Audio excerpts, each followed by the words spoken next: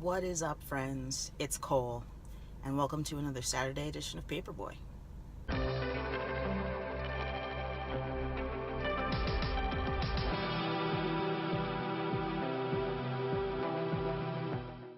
So this week's topic is how to transition medically safely. So I can't stress enough how important research is. Research, research, research. You can't pick and choose your changes when you're on hormones because it's not just making your voice deeper and giving you some really sweet facial hair.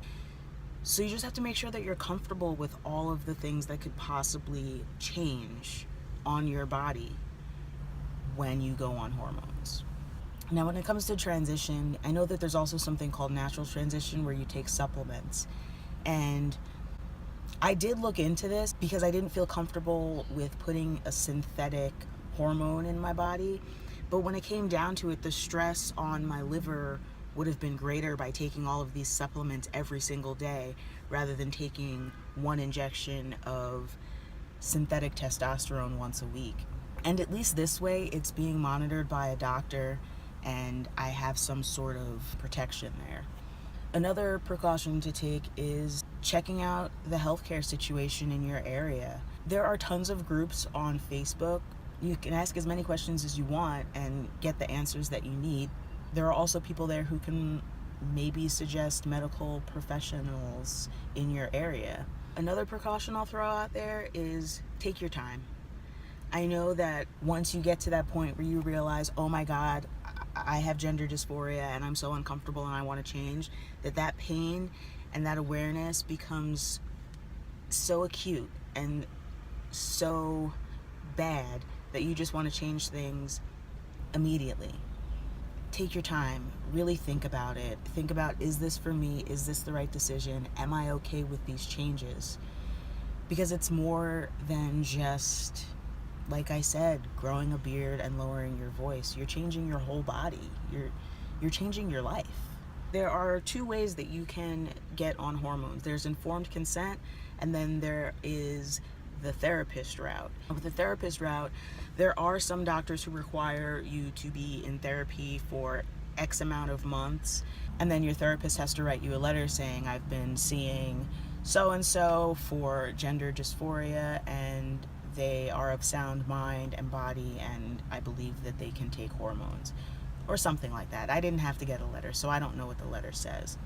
But if you don't have the luxury of seeing a therapist, or you don't feel like you need to see a therapist, you can find a doctor who does informed consent to prescribe hormones, which you go in, you have your appointment with him or her, and they basically have a conversation with you to see how much research you've done, that keyword research, and if you're aware of all of the potential side effects and risks of taking hormones. After that conversation, they will give you some paperwork to sign and take some blood work, and hopefully you'll get your prescription from there.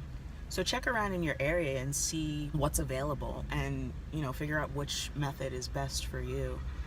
When it comes to surgeries, my step one is always research. You cannot do enough research.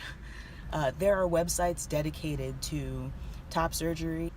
I think there are also websites dedicated to lower surgery, but that's not something I've looked into, so don't quote me on that.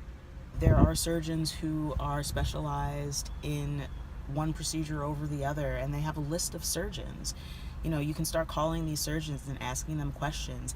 Again, Facebook groups. You can go on Facebook groups and see other people's results.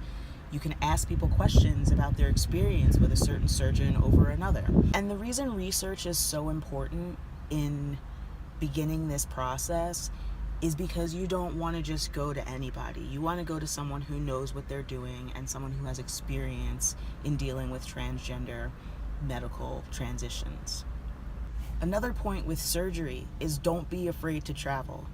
I personally am traveling to Texas for my top surgery. It was all about body type. I wanted to go to a surgeon who had done work on other people with my body shape and body type and had the results that I was looking for, and this surgeon just so happened to be in Texas. These are results that you're going to have to live with for your entire life, and I don't want any revisions done, so I'm making the trip to go to a surgeon that I want to go to.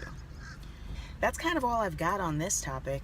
Hopefully this was short and sweet. As always, if you have any questions at all, please leave them in the comments. We are here to help you.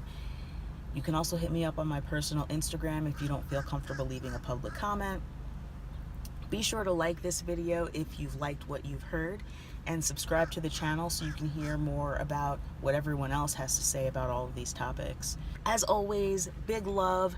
Have a great weekend. Have a great week, and I will talk to you next time.